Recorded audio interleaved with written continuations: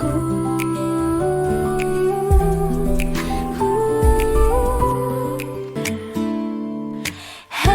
is not a given, it's a daily choice. Hey everyone! Welcome back to the channel where we break down health and nutrition myths using real science in a way that actually makes sense. Over the past few years, one message has been repeated like a mantra. If you want to lose weight, you have to cut carbs. Keto, paleo, low carb. Somewhere along the line, an entire macronutrient got labeled as the enemy of weight loss, steady energy, and even longevity. But here's the truth. That's not the full story. This carb fear has gotten so extreme that people avoid incredibly healthy foods like beans, oats, and whole grain bread. Today, we're ending the confusion once and for all. Carbs are not your enemy. The wrong kinds of carbs and the wrong way of eating them are. By the end of this video, you'll understand how to eat bread, potatoes, rice, and legumes without gaining weight, and even while improving your metabolic health. So hit that like button and subscribe. Let's jump straight into the biggest myth of all. This myth is the reason so many diets fail.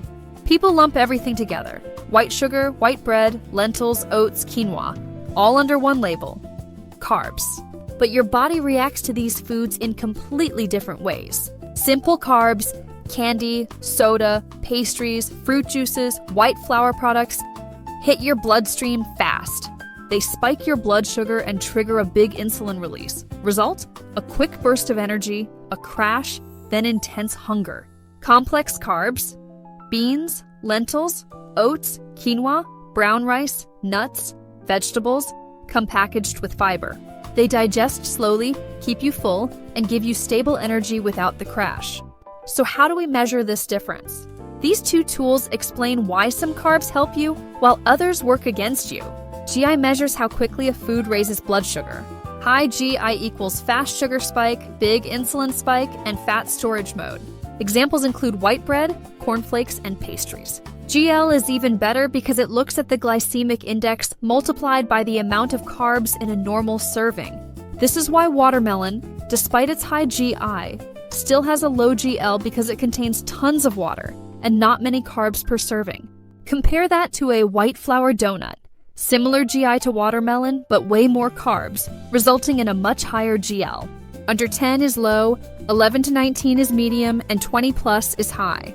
Bottom line, choose foods with low GL to keep blood sugar stable and control insulin. Great choices include lentils, oats, quinoa, most fruits, and non-starchy vegetables.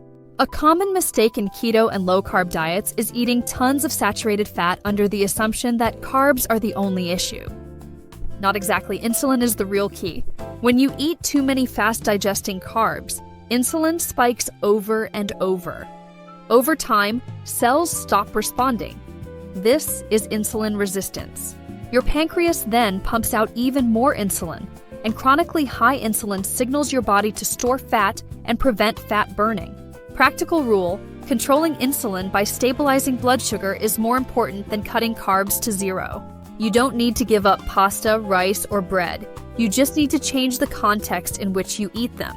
Always pair your carbs with protein, healthy fat, and fiber. These slow down digestion and drastically reduce the glycemic impact of the whole meal.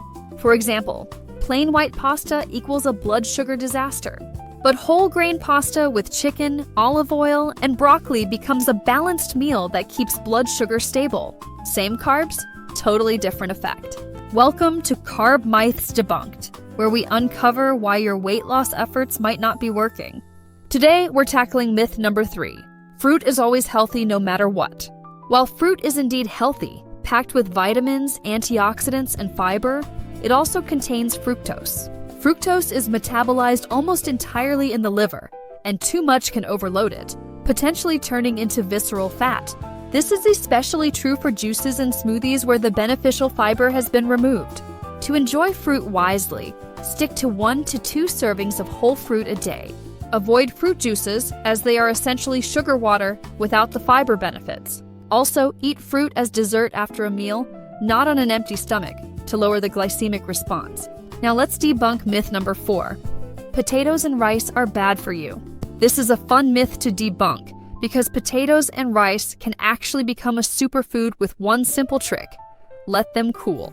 When cooked potatoes or rice sit in the fridge for at least 12 hours, they form resistant starch. This type of starch doesn't spike blood sugar, behaves like fiber, and feeds your gut bacteria. It also reduces calories absorbed from the meal and lowers the glycemic impact, even if you reheat the food. Try cold potato salad or chilled rice bowls, or reheat them lightly. The benefit stays. Here are your new carb rules. Stop being afraid of carbs. Sustainable weight loss comes down to 4 simple principles. First, choose complex over simple. Prioritize whole grains, beans, and veggies, while minimizing sugar and refined flour. Second, always pair your carbs smartly. Protein, fat, and fiber equal stable blood sugar. Third, cook strategically. Use the cooling method to boost resistant starch in potatoes and rice. Fourth, moderation matters. Even healthy carbs should match your lifestyle and activity level. You don't need to give up pasta or potatoes. You just need to eat them right. If this video helped you, hit like and subscribe. Drop a comment below. Which carb myth did you struggle with the most? In the next video, we'll break down caloric deficit the right way, how it works, how to calculate yours, what to eat, how to train, and how to avoid the yo-yo effect. Thanks for watching. Stay healthy, stay strong, and I'll see you in the next one. Support us by liking and subscribing.